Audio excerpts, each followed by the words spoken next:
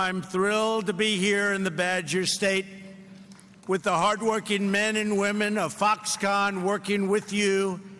Moments ago, we broke ground on a plant that will provide jobs for much more than 13,000 Wisconsin workers.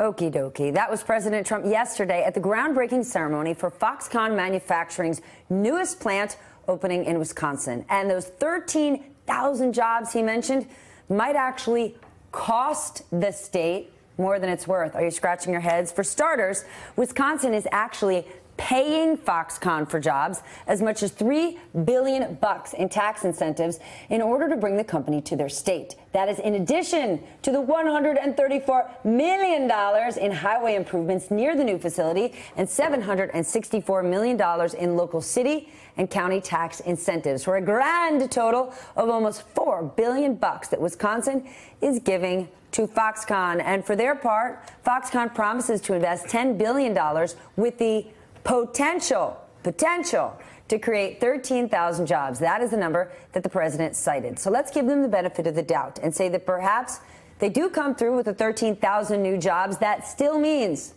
Wisconsin is offering Foxconn $370,692 per job for an average salary of $54,000. In fact, a government analysis shows this deal will not make the state any money until the year 2042. Joining me now to talk about it, two CNBC contributors. Ron Insana is back, and Dan Nathan, a principal at Risk Reversal Advisors. Ron, yes. To you. That's an awful lot of money. It's a lot of money. And the question, the ironic part about this, Stephanie, is that we do not have a shortage of jobs in the United States, irrespective of what the White House has been saying. We have 6.7 million open positions, 6.4 million unemployed.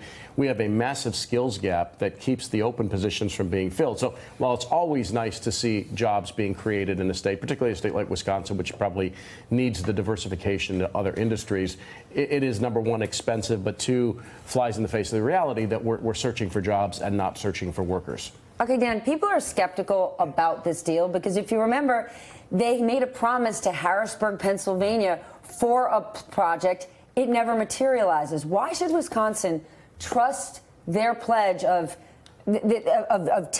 potential job numbers when they don't have a history of coming through? Well, they shouldn't. I mean, this is a cheap political stunt, in my opinion, and there's multiple angles here. You know, Foxconn is a company that employs 1.3 million workers in China. Okay, so they're talking about 13,000 potential jobs in Wisconsin, a state that actually has an unemployment rate of 2.8%, below the national average. Okay, so it really doesn't make a lot of sense. So you think about it, there's really one flying They have a 2.8. Yes. Can I tell you this? It's Apple. Apple Computer. You remember that company that makes make the iPhone, and it says designed in California, assembled in China. Okay, so you know 45% of Foxconn's sales come from Apple. So this is Apple, I'm sure, putting some pressure on Foxconn, saying we're not going to build factories in America. You know why? We have 40% gross margins, and we have the most profitable electronics business that has ever hit this planet. Okay, so you're going to do this cheap little stunt. You're going to put a factory in Wisconsin. We're going to have our situation in China, where they have really favorable terms with the Chinese government. So you have Tim Cook, child labor to an extent. Well, right, and that was Foxconn at their own factories. They had 15 suicides at Apple factories back in 2010. So I think there's a lot of angles here. President Trump wants to bring jobs to America. 13,000, it's nothing. Foxconn really wants to get these favorable terms for a factory. They're getting $4 billion in subsidies. But to that point, does that not look like corporate welfare that hurts the Wisconsin taxpayer and hooks up a company or investors? I hate to state it this way, but we've seen nothing but corporate welfare over the last several years now, particularly with the tax bill, where half of the S&P profits that have been reported this year have been directly the result of lower tax rates. And as I said earlier, the share of corporate taxes as a percentage of government revenues has fallen to a historic low. So, yes, it's just a continuation of what has been brought to us. You know, it's funny, though. Apple is a company that over the last few years has been paying 25% in taxes anyway. So now you have this corporate rate of 21%. And you know what they also do? They just got an amnesty on, what, 90 billion, or no, 190 billion that were overseas. So they weren't even paying U.S. on those taxes, and now they're going to pay at 11% on that. So to me, this is like a three-way sort of thing between Trump wanting to bring jobs, Foxconn looking for those subsidies, and Apple doing everything in their power not to create new jobs. Does any of this trickle down and help wages go up? Because we do not have a jobs problem. We have enough. We have a wage problem. Does any of this help our wage problem? If we could fill the jobs that we had, we wouldn't actually have a wage problem. Stephanie, I was at a cybersecurity event the other day. Exciting. There are 40,000 open jobs in cybersecurity positions around the country that pay an average of $95,000 a year for a college graduate who's just come out of school.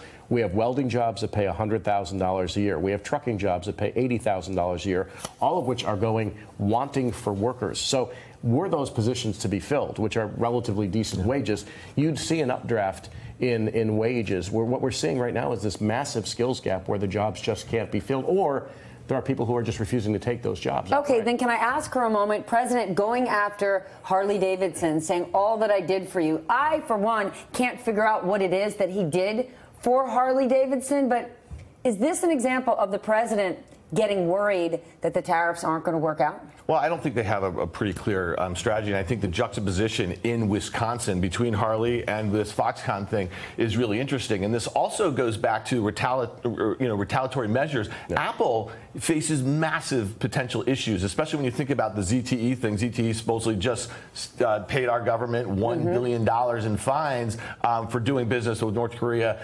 and Iran, right? So here's the thing. What if China was to retaliate against Apple? And that's why this is I think this is really the main story here. I really do, because Apple gets $50 billion of their sales from China. They're the only technology company, American technology company, that's been successful. You know who's not in China? Google's not. Facebook is not. I mean, every major. For different reasons. Yeah, obviously. But what I'm saying is like this is a massive, massive market for them. So I think a lot of this comes back to Apple.